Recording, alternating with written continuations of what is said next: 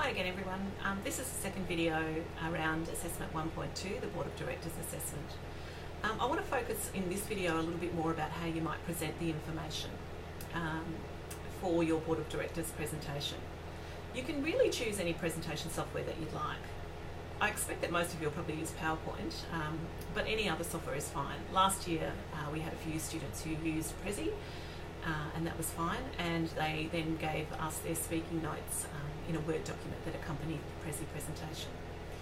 So in this presentation for the Board of Directors, the key to the assessment is focusing on the aspects of the Sverrisson and Duckett report that would be useful for the Board of Directors. So your task is to brief the Board of Directors around that report and what might be useful for them. You don't need to cover all the report, and in a 20-minute presentation you can't. So you need to think really clearly about the information that you would like to put in and what might be of most interest to the board.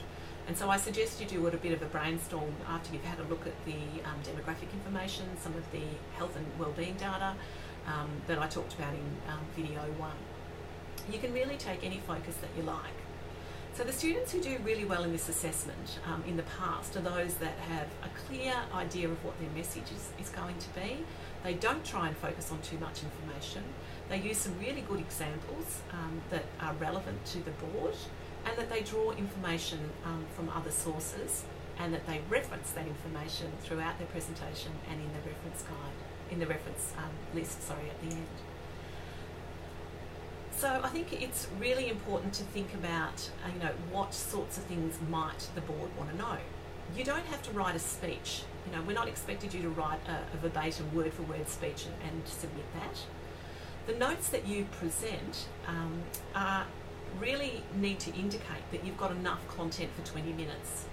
So remember, if you give a great presentation, in a great presentation you would provide some examples, you might promote some discussion, and students in the past have certainly put some discussion points in their speaking notes. So they might just write something along the lines of pose a question to the board and then have some time put aside to actually discuss that question.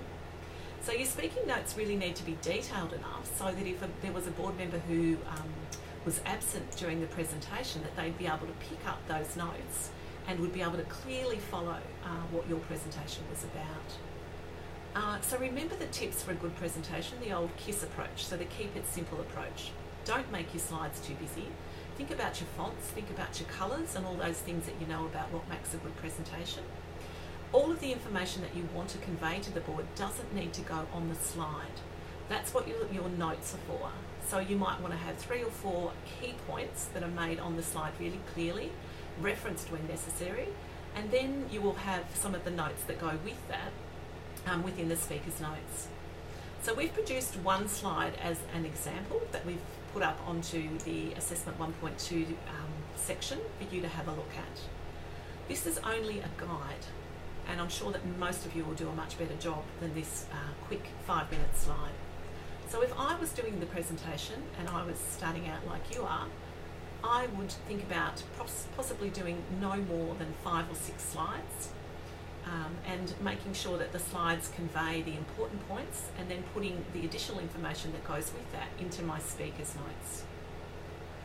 And I think about perhaps focusing maybe on one condition, but you can focus on more. It's about the best way to transmit the information to the Board of Directors that you want them to understand. Okay, so how do you present your speaker's notes? So for those of you that are using PowerPoint, you can certainly use the notes section of the PowerPoint slides. If you want to do those in a Word document, that's also fine. It's probably easier for the markers if you actually use the notes section, but there's no requirement to do that. Either way, you need to submit some detailed speaker's notes, remembering that if someone was absent from the presentation, that there would be enough detail in those notes for you to actually, for them to actually have a similar experience to the people that were actually in the room. Okay, so I've put all of that information up under the Assessment 1.2. There is the links to the videos there. There's the Assessment 1.2 example slide and some information around what that could look like. Of course, I'm more than happy to answer any questions that you might have about the best way to present this information, and it's probably best to either email me or to use the discussion boards. as I said in the introduction video in week 1, I've made a discussion board for each of the assessment tasks. So if you put your questions up there, I'll be checking those regularly and answering any questions. And I think it's probably a good thing to do, because then everybody can have a look at the answers to the questions, and that way we all get the same information at the same time. But of course, if you want to email me separately outside of the LMS your questions, that's fine too. Okay, so I hope you're all well and going along, getting through the information for week 1. And I look forward to having a chat with you again in a couple of weeks. Bye for now.